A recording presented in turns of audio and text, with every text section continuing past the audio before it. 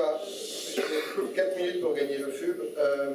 Donc l'échelle du territoire d'étude, c'est l'échelle de la carte que vous voyez derrière. En fait, vous pouvez prendre dans ce studio de projet une localisation où vous voulez sur la planète. La question qui nous relie est celle de la question de l'architecture à l'ère de l'Anthropocène, de composer avec un milieu mouvant qui est l'eau, c'est-à-dire trouver une problématique urbaine, territoriale et architecturale.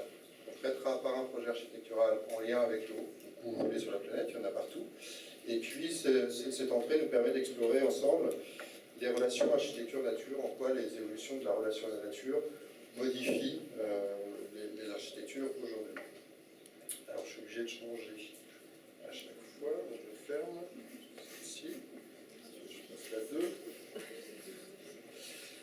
Voilà, le déroulement concrètement, on a 4 types de travaux. Un premier qui est un temple de l'eau, ça dure à peu près 3 semaines. En fait, ça permet de questionner, d'avoir une spéculation sur la relation architecture-nature via ce petit travail. Et puis ça vous permet aussi d'identifier le lieu et la problématique de projet long que vous allez développer par suite. Ce projet temple de l'eau est plutôt individuel, et puis le projet long est plutôt en mode groupe, 2 à 3, un peu comme l'a présenté Julien, c'est-à-dire travail collectif avec à chaque fois un PFE possible dans chaque groupe. Et puis sur la dernière séquence, eh bien, les masters se mettent dans la roue du PFE pour l'accompagner jusqu'à la ligne d'arrivée. Le projet long, donc, je vous ai donné un peu la structure, hein, c'est une problématique ouverte, un programme ouvert, une localisation à votre choix. On a néanmoins quelques partenaires avec qui on aime entretenir des relations et avec qui on a déjà travaillé. Il y a Ivry Confluence, qui était un terrain de projet, terrain inondable, extrêmement intéressant. La possibilité d'avoir un appui aux Canaries avec l'Université d'architecture de Las Palmas. En général, il y a l'équipe de 3 qui va là-bas et on a des enseignants qui aident à faire le relais, à trouver un terrain, et on fait en parallèle de leurs étudiants. Et puis d'autres sites aussi localement, la Loire ou la région, évidemment, un terrain de jeu possible. Et pour l'année prochaine, on a un petit accompagnement pour ceux qui seront intéressés.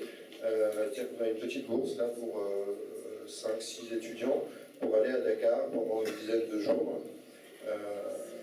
Donc voilà, les intéressés pourront, s'il y en a qui sont intéressés pour aller à Dakar, j'espère, voilà, il y aura quelques moyens pour à la fois accompagner, prendre en charge le voyage, et on vous accompagnera.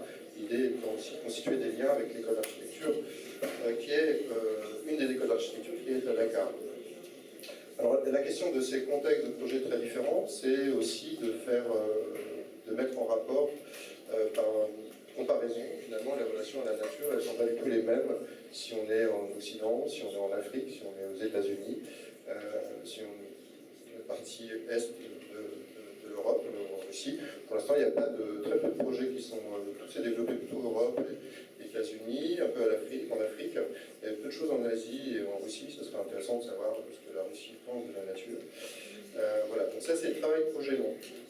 Il y a une petite séquence qui va durer 3 jours, qui sera 3 jours, ça sera 3 jours concentrés, qui est le City Lab Alliance, c'est la 3e fois qu'on le fait. Donc c'est une sorte de workshop intense avec l'école centrale, Audencia, qui sont les filles et avec une thématique commune. Il y a 10 partenaires, des entreprises en général, des acteurs publics, qui fabriquent un questionnement qui est cette année la ville, un lieu sain, par interrogation. Et à partir de ces questions ouvertes, chaque partenaire formule une question qui l'intéresse par rapport à ces enjeux. Il y aura le CHU notamment, mais pas seulement. Il reformule une question à partir de cette question générale. Et il pose une question, et on a 10 équipes de 10 étudiants. J'ai donc fini mon temps. Hop, voilà. C'est fini. C'est la nature. Bon, j'ai mis 4 minutes. Voilà, c'est ça.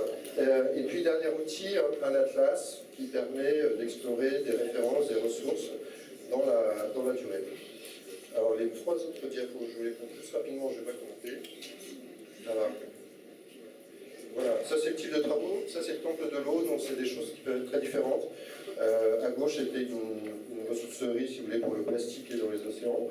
À droite, c'est juste une manière d'installation qui collecte l'eau dans un territoire, donc c'est une pure spéculation. Donc on est dans des productions graphiques, d'échelle ou d'enjeux tout à fait différents. Mais nous, ça nous va bien, on accompagne en fait, le process de projet. Des types de projets réalisés, projets longs. Bon, j'ai pris ces exemples-là, ça pourrait être d'autres, c'est juste qu'ils chargeaient assez bien mon PDF. À gauche, on a une approche plus plastique de la relation esthétique au territoire, pour un complexe de loisirs ou d'hôtel. Et à droite, on est là à Dakar, dans une problématique plus urbaine, avec des enjeux de recyclage. On est sur des problématiques, vous voyez, qui sont à la fois en échelle, en enjeu et en formalisation tout à fait différentes.